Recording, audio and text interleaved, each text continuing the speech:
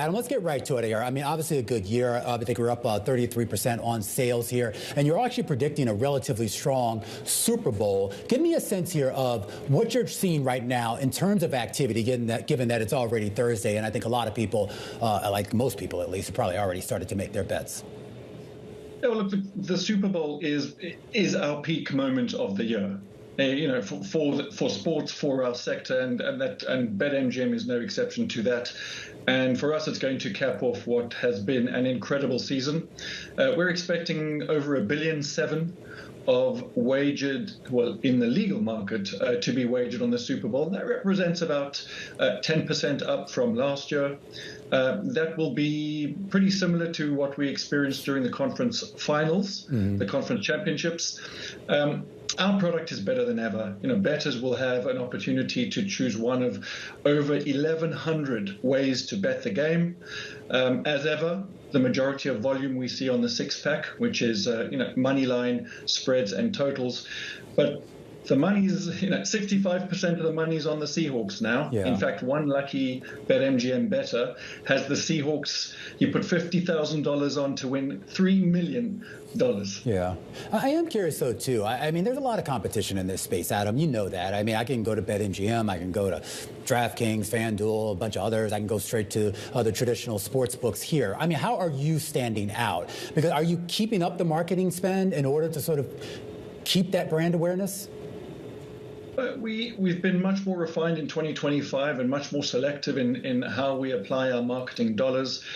We feel our right to win is with the premium player. We offer our bettors a premium experience. And, of course, our relationship with MGM Resorts is a key differentiator. One of the cornerstones of our strategy is this concept of omni-channel, where we bring our digital players into a real-life experience. And, frankly, this Super Bowl is we've got a number of VIP parties around the country at obviously BetMGM Sportsbooks, but also at MGM properties. And so we're really looking after our best players in a physical world, and that connects that digital and retail experience.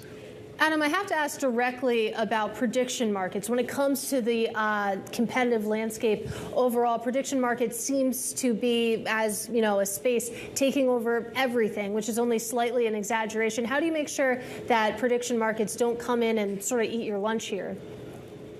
Look, I want to be clear about our position on this, and really, we, like our state regulators, now 40 attorneys general, all of our tribal gaming partners. We have serious concerns about sports prediction markets, not all prediction markets, but sports prediction markets, and how the sports prediction markets operators are seeking to circumvent the in-state regulatory frameworks designed to protect sports, consumers, and athletes.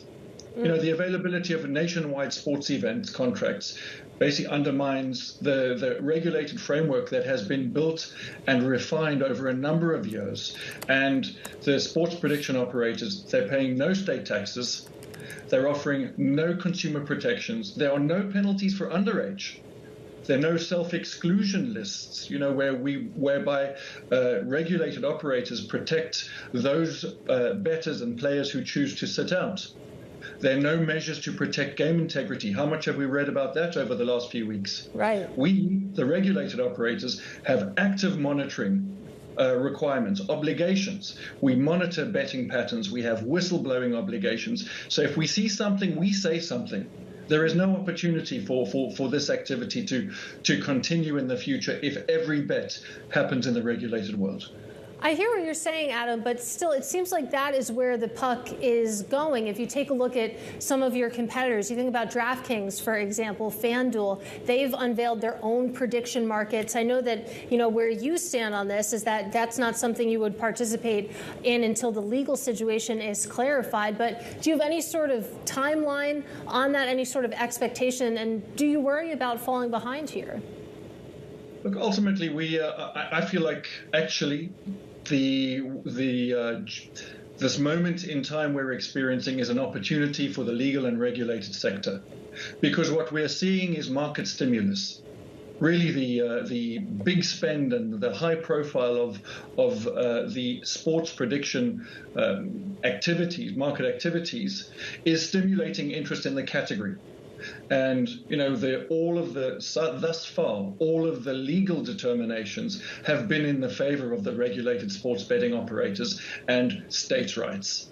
And so, our position is clear. And as you rightly say, this is going to be determined in the courts. Yeah. And I fully expect that the volume growth we are seeing will flow back to those that will continue to be regulated. But you have confidence, I mean, certainly here in the U.S., and I'm talking more in the short term, as in over the next couple of years, given the current federal administration we have, and I know a lot of this is going to be determined by some of the state courts, but the general consensus, at least on Wall Street, is the idea is that the regulatory environment will be more favorable to Kalshi and some of the competitors in the prediction market.